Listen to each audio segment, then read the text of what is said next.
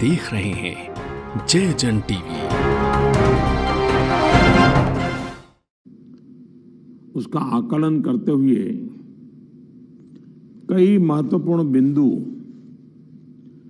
आज सामने रखे हैं और कई जरूरी सुझाव भी दिए हैं। और बहुत स्वाभाविक था कि जहां पर मृत्यु दर ज्यादा है, जहां पर कोरोना का स्प्रेड तेज हो रहा है, उन राज्यों के साथ विशेष रूप से चर्चा की गई है। लेकिन बाकी राज्यों के पास भी काफी अच्छे सुझाव हो सकते हैं। तो मैं आग्रह करूंगा कि ऐसे कोई पॉजिटिव सुझाव जो जरूरी हैं, आपको लगता है वो मेरे तक पहुंचाइए, ताकि कोई कोई रणनीति बनाने में वो उपकारक होंगे। अभी यहाँ जो भारत सरकार की तरफ से स्वास्थ्य सचिव की तरफ से प्रेजेंटेशन रखा गया, उससे भी स्पष्ट है कि एक बार फिर चुनौतीपूर्ण स्थिति बन रही है। कुछ राज्यों में स्थिति ज्यादा चिंताजनक है। ऐसे में गवर्नेंस सिस्टम में सुधार ये बहुत आवश्यक है। ये मैं समझ सकता हूं कि साल भर की इस लड़ाई के कारण व्यवस्था में भी थकान आ सकती है, ढीलापन भी आ सकता है। लेकिन ये 2-3 सप्ताह और अगर हम टाइट करें और अदर गवर्नर्स को बड़ा मजबूत करें, इस पर हमने बल देना चाहिए। साथियों, आज की समीक्षा में कुछ बातें हमारे सामने स्पष्ट हैं और उन पर हमें विशेष ध्यान देने की जरूरत है। पहला, देश फर्स्ट वेव के समय की पीक को क्रॉस कर चुका है और इस बार के ग्रोथ रेट में पहले से भी ज्यादा तेज है। दूसरा, महाराष्ट्र, छत्तीसगढ़, पंजाब, मध्य प्रदेश, गुजरात समेत कई राज्य फर्स्ट वेव की पीक को भी क्रॉस कर चुके हैं। कुछ और राज्य भी इस ओर तेजी से बढ़ रहे हैं। मैं समझता हूं कि हम सब के लिए ये चिंता का विषय है, सीरियस कंसर्न है। और तीसरा, इस बार लोग पहले की अपेक्षा बहुत अधिक कैजुअल हो गए हैं। अधिकतर राज्यों में प्रशासन भी सुस्त नजर आ रहा है। ऐसे में कोरोना के केसेस की इस अचानक बढ़ोतरी ने मुश्किलें ज्यादा पैदा की है। कोरोना के प्रसार को रोकने के लिए फिर से युद्ध स्तर पर काम करना आवश्यक है। साथियों, इन तमाम चुनौतियों के बावजूद हमारे पास पहले की अपेक्षा बेहतर अनुभव है, पहले की अपेक्षा अच्छे संसाधन है और अब एक वैक्सीन भी हमारे पास है। जन भागीदारी के साथ साथ हमारे परिश्रमी डॉक्टर्स और health workers, health care staff ने स्थिति को संभालने में बहुत मदद की और आज भी कर रहे हैं। आप सभी में अपने पहले के अनुभवों का प्रभावी ढंग से उपयोग अपेक्षित है। अब आप कल्पना कीजिए कि गत वर्ष इन दिनों में हमारे हाल क्या थे।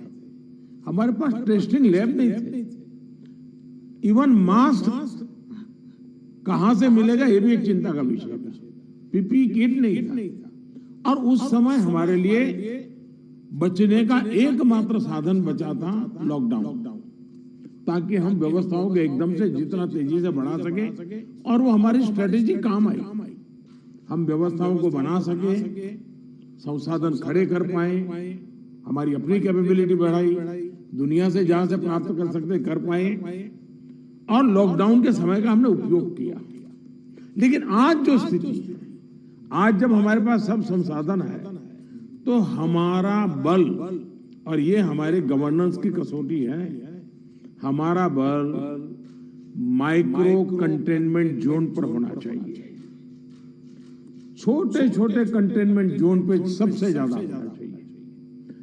जहां पर रात्रि कर्फ्यू का प्रयोग हो रहा है, वहां मेरा आग्रह है कि उसके लिए शब्द प्रयोग हमेशा करें, कोरोना कर्फ्यू, ताकि कोरोना के प्रति एक सजगता बनी रहे।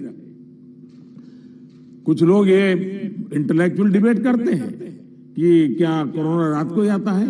हकीकत में दुनिया ने भी ये रात्रि कर्फ्यू के प्रयोग को स्वीकार किया है, क्योंकि हर व्यक्ति को कर्फ्यू समय होता है तो याद आता है कि हाँ, मैं कोरोना काल में जी रहा हूं, और बाकी जीवन व्यवस्थाओं को कम से कम प्रभाव होता है। हाँ, अच्छा होगा कि हम कोरोना कर्फ्यू रात को 9 बजे शुरू करें या रात को 10 बजे शुरू करें और सुबह 5-6 बजे तक चलाएं, ताकि बाकी व्यवस्थाओं को प्रभाव ज्यादा न हो।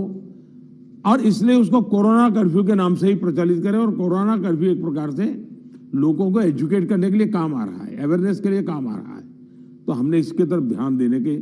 लेकिन मैंने पहले कहा, अब हमारे पास व्यवस्थाएं इतनी हो चुकी हैं, माइक्रो कंटेनमेंट जोन, उसी पर बल दीजिए, आपको अच्छे परिणाम मिलेंगे। हाँ, उसमें जरा सरकार को थोड़ी मेहनत ज्यादा पड़ती है, गवर्नेंस को टाइट रखना पड़ता है, हर चीज को माइन्यूटली ऑब्जर्व करना पड़ता है, लेकिन ये मेहनत रंग लाएगी, ये मुझ पे विश्वास कीजिए। दूसरी बात है, हमने पिछली बार कोविड का आंकड़ा 10 लाख एक्टिव केसेस से 1.25 लाख तक नीचे लाकर दिखा दिया था। ये जिस रणनीति पर चलते हुए संभव हुआ, वो आज भी उतने ही सटीक है। और मजा देखिए, उस समय सफलता हम ही लोगों ने पाई थी, तब संसाधन भी कम थे। आज तो संसाधन ज्यादा है और अनुभव भी ज्यादा है, और इसलिए हम इस पीक को बहुत तेजी से नीचे ला सकते हैं, पीक को ऊपर जाते रोक भी सकते हैं। और अनुभव कहता है कि test, track, treat, covid appropriate behaviour और कोविड मैनेजमेंट, इन्हीं चीजों पर हमें बल देना है। और आप देखिए, अब एक विषय ऐसा आया है, मैं आप सभी मुख्यमंत्रियों से आग्रह करता हूं कि आप अपने राज्य की मशीनरी के द्वारा थोड़ा अगर एनालिसिस करें, सर्वे करें, और एक सवाल का जवाब हमें मिल सकता है क्या, मैं इसको सवाल के रूप में कह रहा हूं। होता क्या है कि इन दिनों कोरोना में, ये थोड़ा वेरिफिकेशन का विषय है, लेकिन आप भी उसको राज्य में करवा सकते हैं। पहले कोरोना के समय क्या होता था, हल्के फुल्के सिम्टम्स पे लोग डर जाते थे, तो तुरंत एक्शन लेते थे।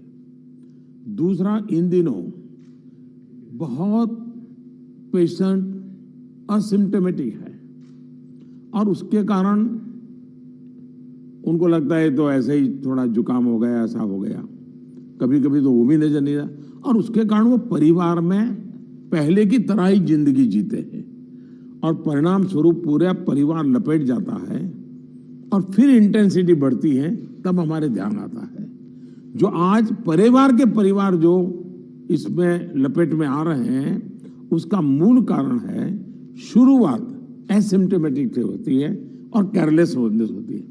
उसका उपाय क्या है? उसका उपाय है प्रोएक्टिव टेस्टिंग। हम जितना ज्यादा टेस्टिंग करेंगे तो एसिम्टोमेटिक जो पेशेंट होगा वो भी ध्यान में आ जाएगा, तो परिवार में होम क्वारंटाइन वगैरह ढंग से कर लेगा। वो परिवार के साथ जैसे नॉर्मल जिंदगी जीता है वो नहीं जिएगा, और इसलिए पूरा परिवार जो आज सब लपेट में आ जाता है उसको हम बचा सकते हैं। और इसलिए हम अभी चर्चा जितनी वैक्सीन की करते हैं, उससे ज्यादा चर्चा हमें टेस्टिंग की करने की जरूरत है, बल टेस्टिंग पर देने की जरूरत है। और हमने सामने से टेस्टिंग के लिए जाना है, उसको तकलीफ हो और फिर टेस्टिंग करने के लिए आए और फिर उसको पॉजिटिव नेगेटिव मिल जाए, और वो मैं समझता हूं क्रम हमारे लिए थोड़ा बदलना पड़ेगा। हमारे पास वायरस को कंटेन करने के लिए एक अहम तरीका है कि हम ह्यूमन होस्ट को कंटेन करें। मैंने पहले भी कहा था, ये कोरोना एक ऐसी चीज है कि जब तक आप उसको लेकर के नहीं आओगे घर में नहीं आता है। और इसलिए ह्यूमन सोर्स जो है हर एक को हमने जागरूक करना पड़ेगा, उसने नियमों का पालन करना होगा, ये बहुत आवश्यक है। और निश्चित तौर पर इसमें टेस्टिंग और ट्रैकिंग की बहुत बड़ी भूमिका है। हम टेस्टिंग को लाइट न लें। टेस्टिंग को हमें हर राज्य में इतना बढ़ाना होगा कि पॉजिटिव रेट कैसे भी करके 5% के नीचे ला करके रख जाए। और आपको याद होगा, शुरू में जब कोरोना की खबरें आने लगी तो हमारे यहाँ कंपटीशन होने लगी। वो राज्य तो निकम्मा है, वहाँ बहुत बढ़ गया, फलाना राज्य बहुत अच्छा कर रहा है, राज्यों की आलोचना करना बड़ा फैशन हो गई थी। तो पहली मीटिंग में मैंने आप सबसे कहा था कि संख्या बढ़ने से आप जरा भी चिंता मत कीजिए, उसके कारण आपका परफॉर्मेंस बुरा है, प्रेशर में मत रहिए, आप टेस्टिंग पर बल दीजिए। और वो बात मैं आज भी कह रहा हूँ, संख्या ज्यादा है इसलिए आप गलत कर रहे हैं, ये सोचने की जरूरत नहीं है। आप टेस्टिंग ज्यादा करते हैं, उसके कारण पॉजिटिव केस नजर आते हैं, लेकिन बाहर निकलने का रास्ता वही है। और जो आलोचना करने वाले हैं, थोड़े दिन आलोचना सुननी पड़ेगी, लेकिन रास्ता तो टेस्टिंग का ही है। टेस्टिंग के कारण आंकड़ा बड़ा आ जाता, आने दीजिए। उसके कारण कोई राज्य अच्छा है, कोई राज्य बुरा है, ऐसा मूल्यांकन का तरीका ठीक नहीं है। और इसलिए मेरा आपका आग्रह है कि इस प्रेशर से बाहर निकल जाइए, टेस्टिंग को बल दीजिए। भले पॉजिटिव केस ज्यादा आते हैं, आने दीजिए, लेकिन उसी का तो हम उपाय कर पाएंगे। और हमारी टारगेट 70%, 70% RT-PCR टेस्ट करने का है। कुछ जगह से मेरे पास खबर आई है, मैंने वेरीफाई नहीं किया है, कि कुछ लोग जो RT-PCR टेस्ट कर रहे हैं उसमें जो सैंपल लेते हैं उसमें बहुत लेथार्जिक है। ऐसे ही मुंह के आगे ही से सैंपल ले लेते हैं। ऐसा है, बहुत गहरे जाकर के सैंपल लिए बिना रियल रिजल्ट मिलता ही नहीं है। अगर आपने ऊपर ऊपर से ले लिया मुंह में थोड़ा सा डाल करके, तो जो रिजल्ट आएगा वो तो नेगेटिव ही आने वाला है। और इसलिए जब तक सुई को अंदर डाल करके सैंपल नहीं लेते हैं, जिन राज्यों में ये हो रहा है इसको रोकने के लिए कोशिश कीजिए। भले पॉजिटिव केस बढ़े, चिंता मत कीजिए, लेकिन पॉजिटिव केस होगा तो ट्रीटमेंट होगा, लेकिन वो नहीं होगा तो घर में फैलाता रहेगा, पूरे परिवार को, पूरे मोहल्ले को, पूरे टेनामेंट को, सबको लपेट लेगा। हमने पिछली मीटिंग में भी इस पर चर्चा की थी कि RT-PCR टेस्ट बढ़ाने की जरूरत है। और फिर मैं कहता हूं कि प्रॉपर सैंपलिंग और प्रॉपर होना चाहिए। आपने देखा होगा, कुछ लैब सबको निगेटिव दे रही है, कुछ लैब सबको पॉजिटिव दे रही है, तो ये तो अच्छी चित्र नहीं है। तो कहीं कुछ कमी है, और ये गवर्नेंस के माध्यम से हम लोग चेक करना होगा। कुछ राज्यों को इसके लिए इंफ्रास्ट्रक्चर बढ़ाने की जरूरत होगी, लेकिन इसे जितनी तेजी से करेंगे उतना ही मददगार होगा। लैब्स में शिफ्ट बनाने की जरूरत करनी है, तो मैं समझता हूं इसे भी किया जाना चाहिए। साथ ही मैंने जैसे पारण में कहा, कंटेनमेंट जोन्स में टेस्टिंग पर हमें बहुत बल, जिस कंटेनमेंट जोन तय करें उसमें एक भी व्यक्ति टेस्टिंग के बिना रहना नहीं चाहिए। आप देखिए, आपको परिणाम फटाफट मिलना शुरू हो जाएगा। साथियों, जहां तक ट्रैकिंग का प्रश्न है, प्रशासनिक स्तर पर हर इन्फेक्शन के हर कॉन्टैक्ट को ट्रैक करना, टेस्ट करना और कंटेन करना, इनमें बहुत तेजी की जरूरत है। 72 आवर्स में कम से कम 30 कॉन्टैक्ट ट्रेसिंग से हमारा टारगेट कम नहीं होना चाहिए। एक व्यक्ति का खबर आया तो उसके 30 संबंधित लोगों जो भी मिले हैं उसको हमने करना ही पड़ेगा। कंटेनमेंट जोन की भी सीमाएं स्पष्ट होनी चाहिए, वेग नहीं होना चाहिए। पूरे के मोहल्ले, इलाके के इलाके, ऐसा मत करो। अगर 2 फ्लैट हैं, एक इमारत में 6 मंजिला है, तो फिर उतनों को ही करो। बगल का टावर है उसको बाद में देखो। अदरवाइज क्या होगा कि हम सब के सब सरल मार्ग यही है कि मेहनत कम पड़ती है, ये कर दो, उस दिशा में मत जाइए। आप सब इस दिशा में सक्रिय हैं, बस हमारी सतर्कता में कोई कमी नहीं आनी चाहिए, यही मेरा आग्रह रहेगा। हमें ये सुनिश्चित करना है कि कोविड फटीग के चलते जमीन तक जाते जाते प्रयासों में सुस्ती किसी भी प्रकार से नहीं आने देनी है। कई राज्यों में कॉन्टैक्ट ट्रेसिंग को पीरियोडिकली क्रॉस चेक करने के लिए भी टीम्स बनाकर काम किया है। इसके अच्छे नतीजे मिले हैं। हम सबको ये भी अनुभव है कि जहां कंटेनमेंट जोन में हेल्थ मिनिस्ट्री की एसओपीज का, और मैं मानता हूं ये एसओपी बड़े अनुभव से तैयार हुई है और समय समय पर उसको अपग्रेड किया गया है, उस एसओपी का प्रभावी पालन हो रहा है, वहां बहुत अच्छी सफलता मिल रही है। इसलिए मेरा ये सुझाव जरूर होगा कि इस और विशेष ध्यान दिया जाए। साथियों, हमने चर्चाओं के दौरान अभी मोर्टालिटी रेट पर चिंता जताई, ये कम से कम रहे, इन पर भी हमें बहुत जोर देना है। और उसका मूल कारण यही है कि वो रूटीन लाइफ जीता है, मामूली बीमारी ऐसा मान लेता है, पूरे परिवार में फैला देता है और फिर एक स्थिति बिगड़ने के बाद अस्पताल तक आता है, फिर टेस्टिंग होता है और तब चीजें हमारे हाथ से निकल जाती है। हमारे पास हर हॉस्पिटल में डेथ एनालिसिस की जानकारी होनी चाहिए। किस स्टेज में बीमारी का पता चला, कब एडमिशन हुआ, मरीज को कौन कौन सी बीमारियां थी, मृत्यु के पीछे अन्य क्या फैक्टर्स रहे, ये डाटा जितना कॉम्प्रिहेंसिव होगा हमें उतने ही जीवन बचाने में बहुत आसानी होगी।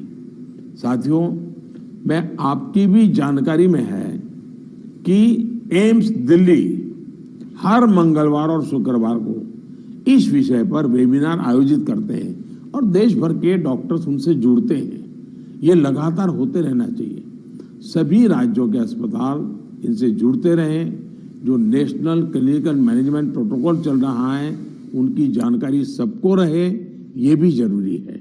और ये लगातार कम्युनिकेशन की व्यवस्था है। जो मेडिकल फैकल्टी के लोग हैं उनको उन्हीं की भाषा में उन्हीं को लोग समझाएं, इसका प्रबंध है, इसका लाभ लेना चाहिए। इसी तरह एम्बुलेंसेस, वेंटिलेटर्स और ऑक्सीजन अवेलेबिलिटी की भी लगातार समीक्षा आवश्यक है। अभी तक जब पिछली बार हम पीक में थे, आज भी देश में उतना ऑक्सीजन का उपयोग नहीं हो रहा है और इसलिए एक बार एनालिसिस कर ले हम चीजों का, रिपोर्ट को जरा वेरीफाई कर ले हम। साथियों, एक दिन में हम 40 लाख वैक्सीनेशन के आंकड़े को भी पार कर चुके हैं। वैक्सीनेशन पर कई महत्वपूर्ण बिंदु इस चर्चा में हमारे सामने आए हैं। देखिए, वैक्सीनेशन में भी आपके अधिकारियों को लगाइए, दुनिया भर के समृद्ध से समृद्ध देश जिसके पास सब सुविधाएं उपलब्ध है, उन्होंने भी वैक्सीनेशन के लिए जो क्राइटेरिया तय किए हैं, भारत उनसे अलग नहीं है। आप जरा स्टडी तो कीजिए, आप पढ़े लिखे लोग आपके पास है, जरा देखिए तो सही। और नए वैक्सीन डेवलपमेंट के लिए जितना भी कोशिश हो रही है, मैक्सिमम वैक्सीनेशन और मैन्युफैक्चरिंग कैपेसिटी है, उसके लिए भी काम हो रहा है। और वैक्सीन के डेवलपमेंट से लेकर स्टॉक और वेस्टेज जैसे जरूरी बिंदुओं पर भी चर्चा हुई है। ये बात सही है। आपको मालूम है कि भाई इतनी वैक्सीन बन पाती है। अभी ऐसा तो नहीं है कि इतने बड़े बड़े फैक्ट्रियां कोई रातों रात लग जाती है। जो हमारे पास अवेलेबल है उसके हमें प्रायोरिटाइज करना पड़ेगा। किसी एक राज्य में सारा माल रख करके हमें परिणाम मिल जाएगा, ये सोच ठीक नहीं है। हमें पूरे देश को ख्याल करके ही उसको मैनेजमेंट करना पड़ेगा। कोविड मैनेजमेंट का एक बहुत बड़ा पार्ट वैक्सीन वेस्टेज ये रोकना भी है। साथियों, वैक्सीन को लेकर राज्य सरकारों की सलाह, सुझाव और सहमति ने से ही देशव्यापी रणनीति बनी है। मेरा आप सभी से आग्रह होगा कि हाई फोकस्ड डिस्ट्रिक्शन जो है उनमें 45 साल के ऊपर 100% वैक्सीन के लिए लगातार प्रयास कीजिए। एक बार एक तो अचीव करके देखिए। मैं एक सुझाव देता हूं, क्योंकि ये कभी कभी वातावरण बदलने के लिए चीजें बहुत काम आती हैं। 11 अप्रैल ज्योतिबा फुले जी की जन्म जयंती है और 14 अप्रैल बाबा साहब आम्बेडकर जी की जन्म जयंती है। क्या हम 11 अप्रैल से 14 अप्रैल पूरे अपने राज्य में टीका उत्सव मना सकते हैं? एक पूरा वातावरण क्रिएट कर सकते हैं टीका उत्सव का। एक विशेष अभियान चलाकर हम ज्यादा से ज्यादा एलिजिबल लोगों को वैक्सीनेट करें। जीरो वेस्टेज तय करें हम कि इन 4 दिन जो है टीका उत्सव में जीरो वेस्टेज होगा। वो भी हमारी वैक्सीनेशन कैपेसिटी को बढ़ा देगा। हमारी वैक्सीनेशन कैपेसिटी का ऑप्टिमम यूटिलाइजेशन ये हम लोग करें। और इसके लिए हमें यदि वैक्सीनेशन केंद्रों की संख्या बढ़ानी है तो उसको भी बढ़ाएं। पहले एक बार देखें कि हम 11 से 14 अप्रैल किस प्रकार से चीजों को मोबिलाइज कर सकते हैं। एक अचीवमेंट का सेटिस्फेक्शन मिलेगा, वातावरण बदलने में बहुत काम आएगा। और मैं भारत सरकार को भी मैंने कहा हुआ है कि जितनी मात्रा में हम वैक्सीनेशन पहुंचा सकते हैं पहुंचाने का प्रयास करें। हमारा प्रयास यही होना चाहिए कि इस टीका उत्सव में हम ज्यादा से ज्यादा लोगों को वैक्सीनेट करें, और वो भी एलिजिबल वर्ग को। मैं देश के युवाओं से भी आग्रह करूंगा कि आप अपने आसपास के भी 45 साल के ऊपर के जो लोग हैं उनको वैक्सीन लगाने के लिए मदद करिए।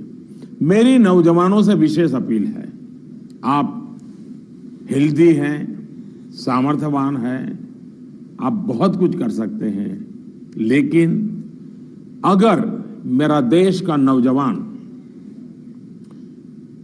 कोरोना के जो एसओपीज हैं, जो प्रोटोकॉल्स हैं, डिस्टेंस मेंटेन करने वाली बात है, मास्क पहनने वाली बात है, अगर मेरा देश का नौजवान इसको लीड करेगा तो कोरोना की कोई ताकत नहीं है कि मेरे नौजवान तक पहुंच जाए। हम पहले इस प्रिकॉशन को नौजवानों पर बल दें।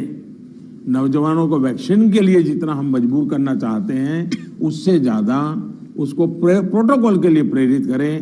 अगर हमारा नौजवान इसको बीड़ा उठा लेगा, खुद भी प्रोटोकॉल का पालन करेगा, औरों से भी करवाएगा, तो आप देखिए वही स्थिति जैसे हम एक बार पीक पर जाकर के नीचे आए थे, दोबारा हम आ सकते हैं। इस विश्वास के साथ हम आगे चल सकते हैं। सरकार ने एक डिजिटल व्यवस्था बनाई है जिससे लोगों को वैक्सीन में मदद मिल रही है, और बहुत अच्छा अनुभव सब लोग लिखते भी हैं कि भाई मुझे बहुत अच्छा अनुभव रहा। लेकिन इस डिजिटल व्यवस्था से जुड़ने में जैसे भी परेशानी आ रही है, जैसे गरीब परिवार हैं उनके लिए टेक्नोलॉजी का समझ नहीं है, मैं नौजवानों से कहूंगा ऐसे परिवारों को मदद करने के लिए आप आगे आइए। हमारे एनसीसी हो, हमारे एनएसएस हो, ये हमारे राज्य के जो सरकार की व्यवस्थाएं हैं उनको हम काम में लगाएं ताकि लोगों को थोड़ी मदद मिले। हमने इसकी चिंता करनी चाहिए। शहरों में एक बहुत बड़ा वर्ग है जो गरीब है, बुजुर्ग है, झुग्गी झोपड़ी में रहता है, उन तक ये बातें पहुंचाएं, उनको हम वैक्सीनेशन के लिए ले जाएं। ये हमारे वॉलेंटियर्स को, सिविल सोसाइटी को, हमारे नौजवानों को हमारी सरकारें मोबिलाइज करें और उन्हें प्राथमिकता के आधार पर हम वैक्सीन लगवाना अगर हमारा प्रयास रहेगा तो हमें एक पुण्य का काम का संतोष मिलेगा और हमें उनकी चिंता जरूर करनी चाहिए। वैक्सीनेशन के साथ साथ हमें यह भी ध्यान रखना है कि वैक्सीन लगवाने के बाद भी लापरवाही न बरते। सबसे बड़ी संकट ये हो गया है कि भाई अब मुझे कुछ होगा ही नहीं। देवन से मैं कह रहा हूं, दवाई भी और कड़ाई भी। हमें लोगों को ये बार बार बताना होगा कि वैक्सीन लगने के बाद भी मास्क वगैरह जो प्रोटोकॉल्स है उसका पालन और अनिवार्य है। इंडिविजुअल लेवल पर लोगों में मास्क और सावधानी को लेकर जो लापरवाही आई है उसके लिए फिर से जागरूकता जरूरी है।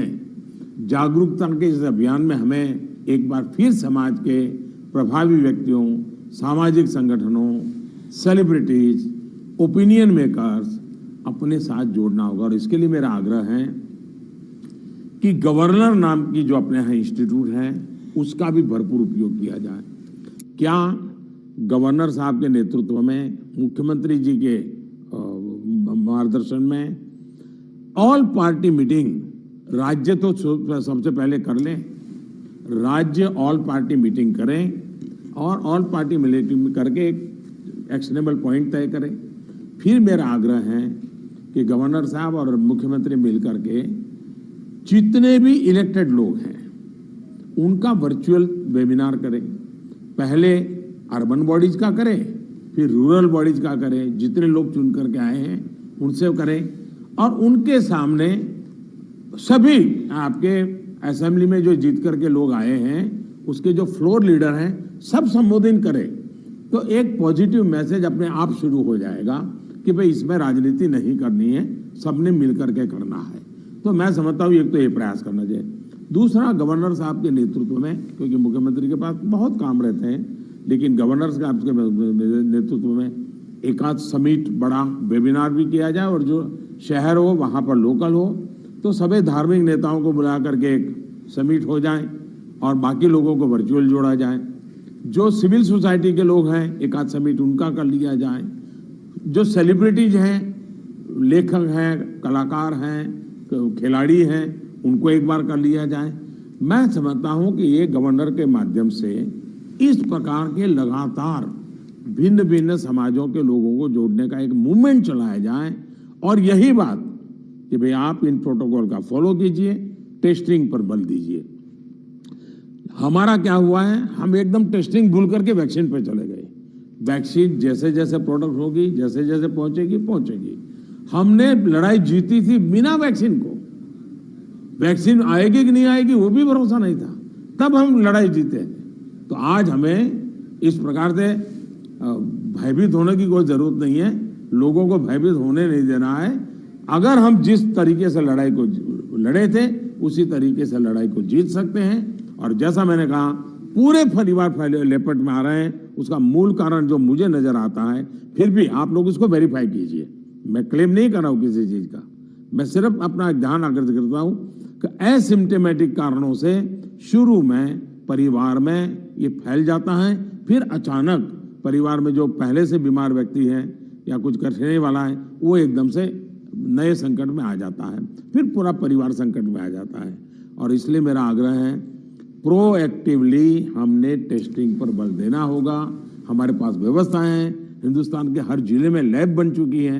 एक लैब से शुरू किया था हमने, आज हर जिले में लैब पहुंच गई है। और हम इस चीज को बल ना दे तो कैसे होगा। इसलिए मेरा आग्रह है, जहां तक राजनीति करना न करने का सवाल है, मैं तो डे वन से देख रहा हूं, भांति भांति के बयानों को झेल रहा हूं, लेकिन मैं कभी मुंह खोलता नहीं हूं, क्योंकि मैं मानता हूं ये हिंदुस्तान के लोगों की सेवा करना पवित्र हमारा जिम्मेवारी है। हमें ईश्वर ने इस समय ये कठिन परिस्थिति में सेवा करने का जिम्मा दिया है, हमने इसको निभाना है।